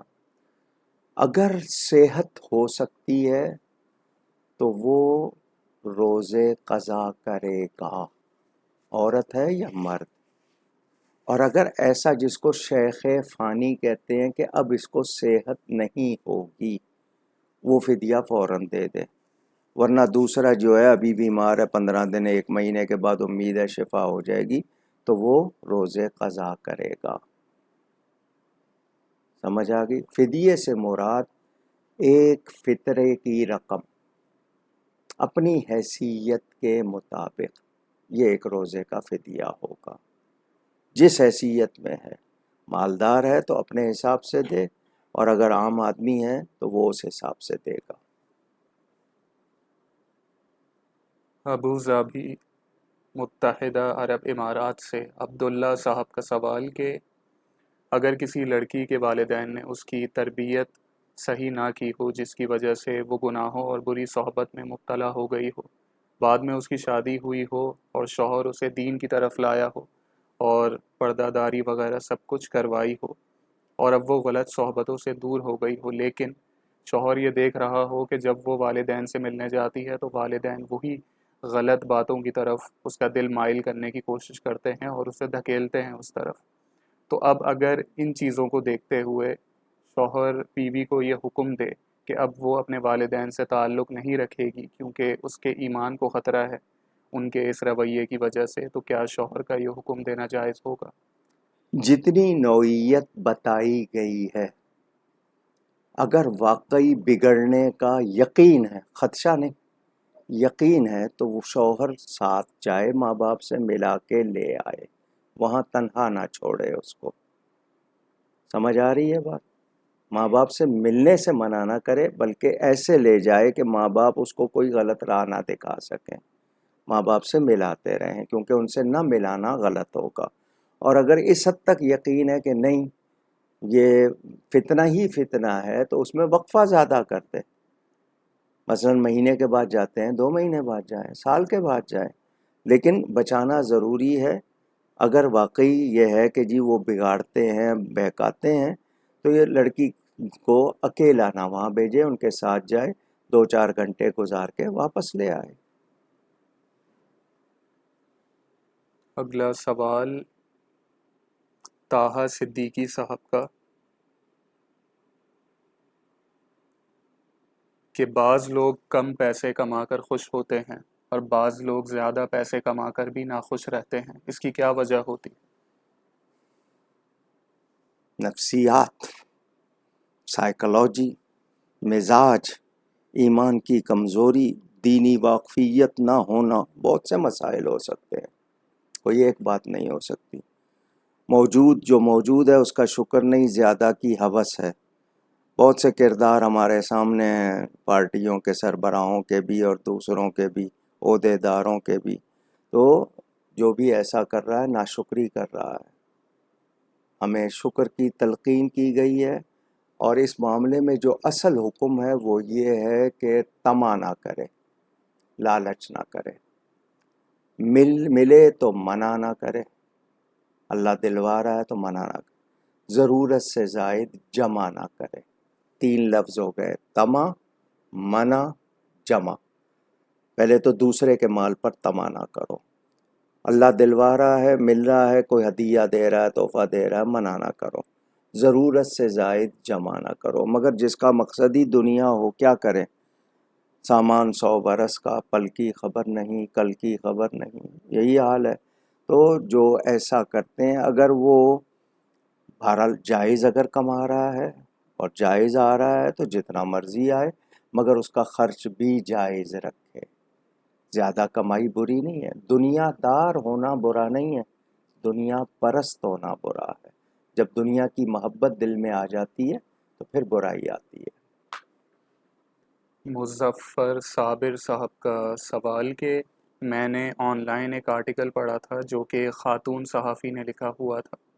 اس میں انہوں نے یہ کہا تھا کہ ایک عورت کو یہ حق حاصل ہے کہ وہ شوہر کو دوسری شادی سے روکنے کے لیے نکاح نامے میں یہ شرط رکھ دے کہ شوہر اس کے مرنے تک دوسری شادی نہیں کر سکتا، اور اس کے ثبوت کے طور پہ انہوں نے یہ کہا کہ حضرت سیدہ فاطمہ زہرا سلام اللہ تعالی علیہا نے بھی اپنے نکاح نامے میں یہ شرط رکھی تھی اور حضرت علی نے تاعمر اسے پورا کیا تھا۔ اس وقت نکاح نامہ ہوتا تھا؟ کوئی نکاح نامہ ہے ایسا کوئی پروف؟ اور سیدہ کی مثال دے کے اتنی بات کرنا تو بہت بڑی جرأت ہے، اور خلاف شریعت کسی کی بات نہیں مانی جائے گی۔ اللہ نے اجازت دی ہے، پابندی نہیں لگا سکتی، پابندی نہیں لگا سکتی۔ ہاں ویسے محبت میں وعدہ کر رہا ہے کہ جی میں تیرے ساتھ رہوں گا، دوسری نہیں کروں گا، وہ محبت میں اگر اس نے وعدہ کیا ہے تو وہ کر سکتا ہے۔ لیکن نکاح نامہ سیدہ کا کہاں تھا؟ اتنی بات کہہ رہا ہے کہ سیدہ کے نکاح نامے میں یہ پابندی لگائی تھی سیدہ نے، معاذ اللہ۔ کس بنیاد پر یہ بات کر رہا ہے وہ؟ کیا ثبوت ہے اس کے پاس؟ کہیں دلیل ہے تو بتائے۔ حضور صلی اللہ علیہ وآلہ وسلم نے اپنی پہلی زوجہ محترمہ کے ساتھ جب تک وہ ظاہری حیات میں رہیں دوسرا نکاح نہیں کیا، لیکن کوئی نکاح نامے میں یہ پابندی نہیں تھی۔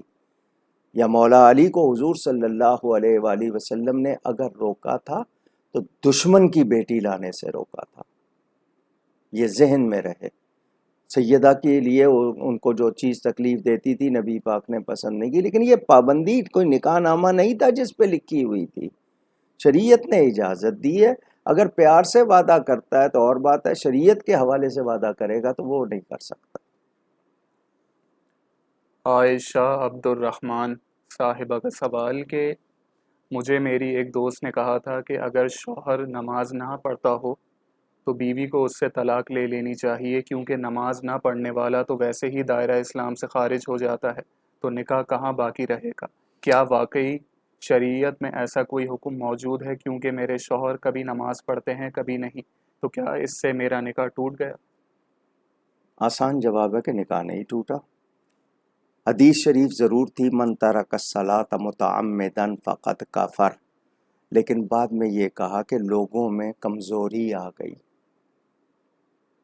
لوگوں میں کمزوری آ گئی، تو اب اس بنیاد پر یہ عملی کمزوری ہے، تو اس بنیاد پر انکار نہیں کر رہا، گناہ گار ہے، تو نکاح نہیں ٹوٹے گا۔ باقی یہ کہ دونوں پیار سے کوشش کریں پابندی کی، لیکن صرف نماز بالکل نہیں پڑھتا اور پڑھنے کو کہتا ہے کہ کوئی ضروری نہیں ہے، تب اور مسئلہ ہوگا، لیکن اس بنیاد پہ نکاح نہیں ٹوٹے گا۔ محمد عمر صاحب کا سوال کہ پاکستان میں رہنے والے مسلمان عموماً عربی زبان اور فارسی زبان کے ناموں پر اپنے بچوں کے نام رکھتے ہیں، تو سوال یہ ہے کیا ہندی یا سنسکرت زبان کے نام بھی رکھے جا سکتے ہیں یا نہیں؟ آپ بھلے سے کورین زبان کا رکھیں، جاپانی کا رکھیں، چائنا کا رکھیں، اس لفظ کے معنی اچھے ہوں، اس سے اللہ کی تعریف اور اللہ کی بندگی ظاہر ہوتی ہو۔ خیر الاسماء ما عبدا و حمدا، بہترین نام کون ہے؟ جن سے اللہ کی عبادت، بندگی اور تعریف، اس کی حمد ہو۔ اب ایسے ایسے نام رکھے ہوئے ہیں عربی میں بھی، مثال کے طور پر ابیہا نام رکھ لیا، فبیہا نام رکھ لیا، لائبہ نام رکھ لیا، اقرا نام رکھ لیا، وہ ان کے معنی تو دیکھو۔ تو نام اچھا ہو، اگر آپ کسی اور زبان کا نام رکھتے ہیں اور اس کو آپ درست سمجھتے ہیں، تو اگر اس میں ایسی خوبی ہے تو میں یہ کہہ دوں گا ٹھیک ہے رکھ لیں، لیکن یہ کہ پھر آپ جانیں اور وہ جانیں کس طرح لوگ اس کو پروناؤنس کریں گے، کس طرح پکاریں گے۔ تو ہمارے ہاں بہتر یہ کہا جاتا ہے کہ مبارک لوگوں کے نام پر نام رکھا جائے، اصل تعلیم یہ ہے۔ اور اس کے علاوہ یونیک نام رکھنا، نیا نام رکھنا منع نہیں ہے۔ حضرت یحییٰ کے لیے ہے نا لم نجعل لہ من قبل سمیہ، کہ یہ نام ان سے پہلے کسی کا نہیں تھا۔ تو نیا نام، لیکن شرط یہ ہے کہ وہ لفظ بھی اچھا ہو، اس کے معنی اچھے ہوں۔ آصف علی صدیقی صاحب کا سوال کہ میرا سوال یہ ہے کہ ناسا کی طرف سے جو پیش گوئیاں کی جاتی ہیں کہ فلاں سال میں فلاں خلائی پتھر آ کے زمین سے ٹکرائے گا جس سے انسانیت ختم ہو جائے گی، اس طرح کی متعدد پریڈکشنز ان کی طرف سے آتی رہتی ہیں، تو ہمارا اس بارے میں کیا عقیدہ ہونا چاہیے؟ ہم اللہ پر اور اس کے رسول کے فرمان پر یقین رکھتے ہیں۔ یہ لوگوں کی پیش گوئیاں پہلے بھی کتنی مرتبہ آئیں اور غلط ہوئیں، لیکن آپ کوئی ان پر یقین کرتے ہیں کہ نہیں جی، جس طرح لوگ نبی کے چاند پر، نبی کے معراج پر جانے پر یقین نہیں رکھتے، چاند دو ٹکڑے کرنے پہ یقین نہیں رکھتے، مگر امریکہ کے چاند پہ جانے پہ رکھتے ہیں، کیسے ایمان والے ہیں پھر؟ تو قرآن و حدیث کے پابند ہیں۔ باقی یہ کہ سائنس مطالعہ کائنات ایک اندازہ ہے، اس پہ بہت زیادہ یقین نہیں، تھیوریاں بدلتی رہتی ہیں، ان کے تجربات بدلتے رہتے ہیں۔ ہم اللہ سے یہ کہیں کہ یا اللہ ہمارا ایمان سلامت رہے اور ہمیں زمینی آسمانی بلاؤں سے بچانا، کسی ناگہانی آفت میں نہ ڈالنا، تو ہم نے احتیاط کرنی ہے، ٹھیک ہے نا؟ باقی یہ کہ ان بارے میں اگر آپ کوئی اس خبر پر کہ جی کہ ایسا ہوگا ویسا ہوگا، ضروری نہیں ہے، ہم ان کی بات پر وہ یقین نہیں کریں گے، اس طرح اعتقاد نہیں کریں گے۔ اب یہ بات آئی ہے تو اسی طرح کہہ دوں، یہ ہارسکوپ کیا ہے؟ یہ ہفتہ کیسے گزرے گا؟ صبح اٹھ کے پہلے وہ جو فرعون جیسا شخص نجوم خود خدائی کے دعوے کر رہا ہے اور نجومیوں سے پوچھ رہا ہے، اور جب انہوں نے بتا دیا تو پھر یقین بھی نہیں کر رہا۔ جب بتا دیا کہ ایک لڑکا ہوگا وہ تجھے تباہ کرے گا، تو پھر اگر اس پہ یقین ہے تو یقین کیوں نہیں کر رہا؟ پھر لڑکے کیوں کٹوا رہا ہے؟ تو یہ ان لوگوں کی عقل کا حال ہے۔ اور وہ جو بیٹھے ہوئے ہیں کہ جی محبوب آپ کے قدموں میں اگر وہ کسی لائق ہوتے تو اپنے آپ اپنی قسمت نہ بدل لیتے۔ تو ہمارا ایمان اللہ پر ہے، ہمیں اس پر یقین رکھنا۔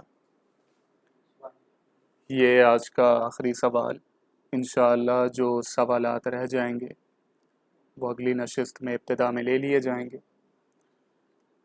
تجمل انصاری صاحب کا سوال وہ پوچھتے ہیں کہ حضرت امیر حمزہ اور حضرت امام حسین دونوں کو سید الشہداء کہا جاتا ہے، ان دونوں اشخاص کے اس لقب میں مفہوم کا کیا فرق ہے؟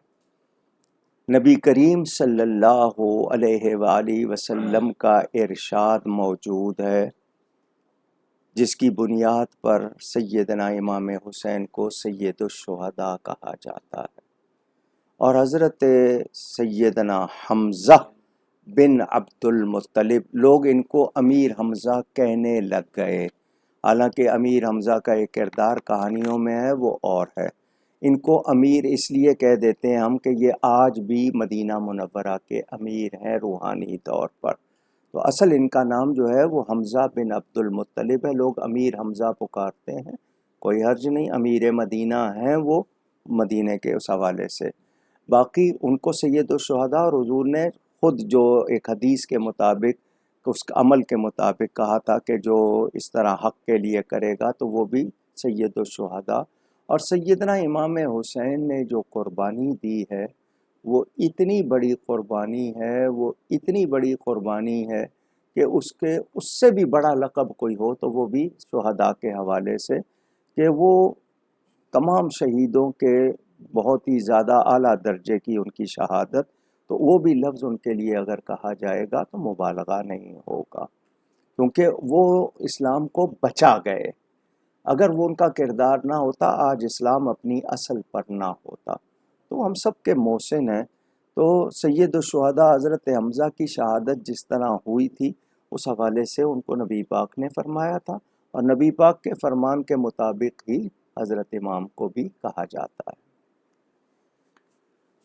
ہم ان تمام افراد کا شکریہ ادا کرتے ہیں جنہوں نے اپنے سوالات ہم تک بھیجے اور اپنے تعریفی کلمات سے ہمیں نوازا، جن میں علی حیدر راجپوت صاحب، نول شکیل صاحبہ، راشدہ انور صاحبہ، سحر صاحبہ، محمد محسن صاحب، ہنا صاحبہ، ناصر خان صاحب، صویبہ منصور صاحبہ، عبداللہ کریم صاحب، سید شاہ رخ حسین صاحب، احمد علی عاشق صاحب، عبداللہ علی صاحب، شہریار اشتیاق صاحب، حاجی زاہد صاحب، شاہد جاوید صاحب، سید یاسر حسین صاحب، محمد حنیف صاحب، سید ساجد صاحب، سلمان سلیم صاحب، حمیرہ مشتاق صاحبہ، شاہد جاوید صاحب، شاہ میر صاحب، عبد الرشید صاحب، رانا اطہر صاحب، عباس علی صاحب، محمد خالد صاحب، حارث علی صاحب، عظیم مظفر صاحب، بنت انور صاحبہ، محمد عمر صاحب، شہباز صاحبہ، محمد نمیر صاحب، علینا صاحبہ، عبد الخالق قادری صاحب، منیر صاحب، ریاض حسین صاحب، محمد فاروق رضوی صاحب، تحریم فاطمہ صاحبہ، سائرہ زمان صاحبہ، عمران علی صاحب، سمیعہ صاحبہ، فہد علی صاحب، عدنان احمد صاحب، شمشاد علی صاحب، محمد فہیم صاحب، محمد عدنان صاحب، عبداللہ صاحب، منظور احمد صاحب، طاہا صدیقی صاحب، مظفر صابر صاحب، عائشہ عبد الرحمن صاحبہ، آصف علی صدیقی صاحب اور تجمل انصاری صاحب، اور جن جن کے نام شامل نہ ہو سکے ہم ان سے معذرت چاہتے ہیں۔ آپ ہمارے لیے دعا کیجیے گا، ہم آپ کے لیے دعا گو رہیں گے انشاءاللہ۔ آج پاکستان میں 21 رمضان تھی۔ خلیفہ رابع، امیر المومنین، امام المتقین، اسد اللہ الغالب، اخر رسول، زوج البتول، شہنشاہ ولایت، حضرت سیدنا علی المرتضی کرم اللہ تعالی وجہ الکریم و رضی اللہ تعالی عنہ وعلیہ السلام، ان کا یوم شہادت تھا۔ آج چونکہ ترتیب میں ہمارے ہاں جمعرات اور ہفتہ کے دن رمضان میں سوال و جواب کے لیے رکھے گئے تھے، تو میں آج ان کا ذکر مبارک اس طرح نہیں کر سکا، حالانکہ میں نے جمعہ میں کیا تھا۔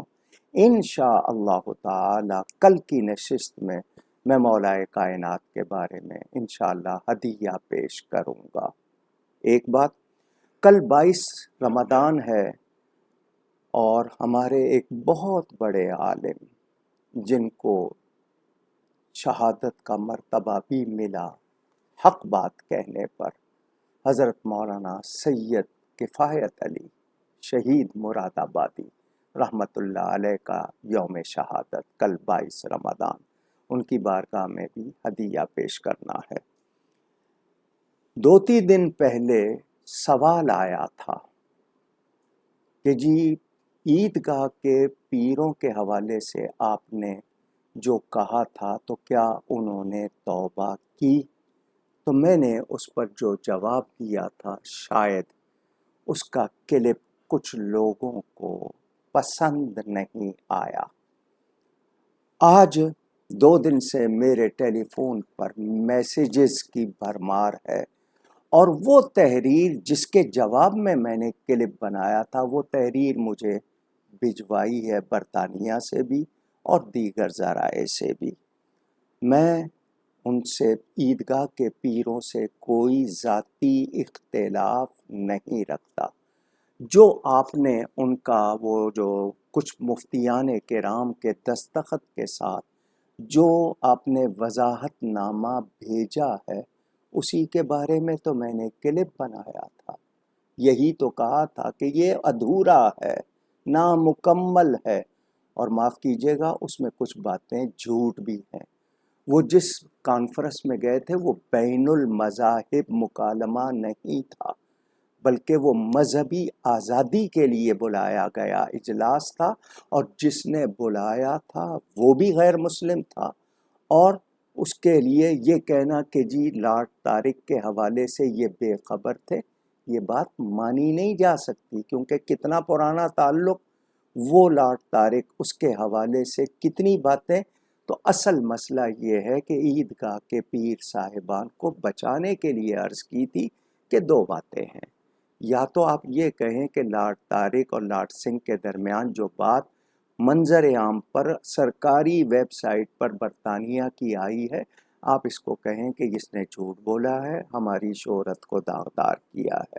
لازمی بات ہے جب آپ یہ کہیں گے تو وہ ہمارے سامنے ہو جائے گا کہ آپ نے ان کی بات کو جھوٹا کہا ہے. اب اس کے بعد لارڈ طارق صاحب کے پاس اگر کوئی ثبوت ہوں گے ان کے تو وہ منظر عام پہ لے آئیں گے، بات اور زیادہ کھل جائے گی.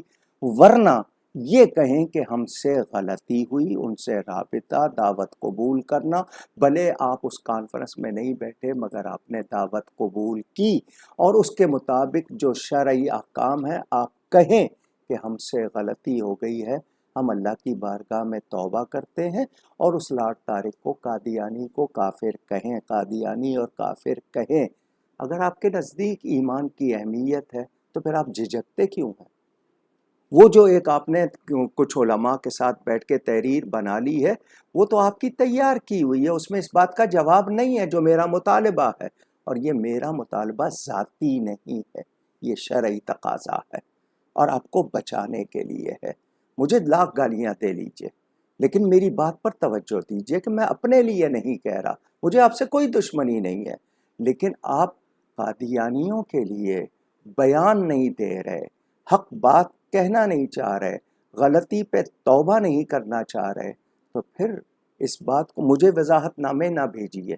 الحمدللہ جو بھی وہ وضاحت نامہ پڑھے گا اور جو حقائق ہیں ان کو دیکھ کے اندازہ کر لے گا کہ کیا ہو رہا ہے. تو قادیانیوں کے لیے تو آپ کے پاس رعایت ہے، ایمان کی کوئی اہمیت نہیں. تو میں نے یہ بات اس لیے کی ہے کہ مجھے نہ بھیجیے یہ. میں اس تحریر کو دیکھ کے اور میں نے جو دوسرا کلپ بنایا تھا اس میں یہی کہا تھا کہ فلاں تاریخ کی لکھی ہوئی ایک تحریر جو جاری کی گئی 3 ہفتے بعد، اسی کے مطابق کلپ بنایا تھا. اس کو سمجھیے، اس پہ غور کیجئے. میرا کوئی ذاتی مطالبہ نہیں، کوئی ذاتی دشمنی نہیں، یہ ایمان کا مسئلہ ہے. نبی کے دشمنوں کے ساتھ آپ رعایت کریں یا ان کی کسی طرح آپ سہولت کاری یا طرفداری کریں یا ان کے لیے نرم گوشہ ہو تو پھر اپنے ایمان کے بارے میں خود ہی جان لیجئے. یہ ایمانی بات تھی، چونکہ اتنی بھرمار کی ہے لوگوں نے، میں نے اس لیے وضاحت یہ کر دی، ورنہ مجھے ضرورت نہیں تھی. اور وہ بھی 2-3 دن پہلے سوال آیا تو میں نے جواب دیا، میں تو خود گفتگو نہیں کر رہا تھا. تو اب بھی میں کہہ رہا ہوں مجھے وضاحتیں نہ دیجئے، اللہ کی بارگاہ میں اپنے آپ کا صحیح موقف پیش کیجئے. مرنا ہے ایک دن، نبی پاک کو منہ دکھانا ہے، اس بات کو پیش نظر رکھیے. میں ایمانی بات کر رہا ہوں، کوئی ذاتی جھگڑا مجھے نہیں ہے.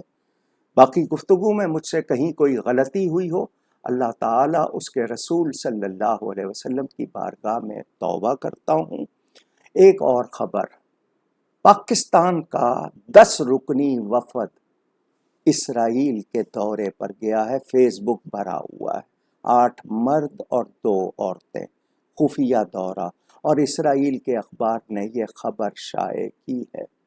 اگر ہمارے حکمران کوئی ایسا کرتے ہیں تو ایک بات سن لیں، آپ کو ووٹ دے کر یا آپ ویسے اگر کسی عہدے پر ہیں تو آپ پاکستان کے مالک نہیں ہیں، آپ پاکستان کی خدمت کے لیے ہیں، پاکستان کے آئینی اور دستوری حقوق کا خیال رکھنے کے لیے ہیں، اصولوں کا خیال رکھنے کے لیے ہیں. اگر آپ نے غیروں سے اسی طرح ہی کرنا ہے اور ملک کو بیچنا ہے تو پھر لوگوں کو کیوں پیس رہے ہیں آپ؟ پھر لوگوں کے ساتھ ابھی جو تازہ حملہ ہوا ہے غزہ پر، کیا ہے وہ؟ کہاں ہے مسلم دنیا؟ کیوں غور نہیں کر رہے؟ تو مجھے اور آپ کو یاد رکھنا ہوگا. سوال و جواب کی یہ نشست جو سال ہا سال سے آپ دیکھ رہے ہیں ہر جمعرات کو ہوگی رمضان کے بعد. رمضان میں جمعرات اور ہفتہ 2 دن رکھے گئے تھے اور روزانہ گفتگو صرف جمعے کا ناغہ. اب جو جمعرات آئے گی وہ 27ویں شب ہوگی، تو اس میں ہماری یہ نشست نہیں ہوگی. اس لیے آپ کو پہلے سے اطلاع دے رہا ہوں. آپ سب کا بہت شکریہ. اللہ ہم سب پر کرم فرمائے. چونکہ آج کچھ شروع میں ٹیکنیکل پرابلم کی وجہ سے تھوڑی سی تاخیر ہوئی تھی تو اتنا ہی ٹائم زیادہ دے دیا گیا. نیکی کیجئے، نیکی پھیلائیے. والسلام علیکم ورحمۃ اللہ وبرکاتہ.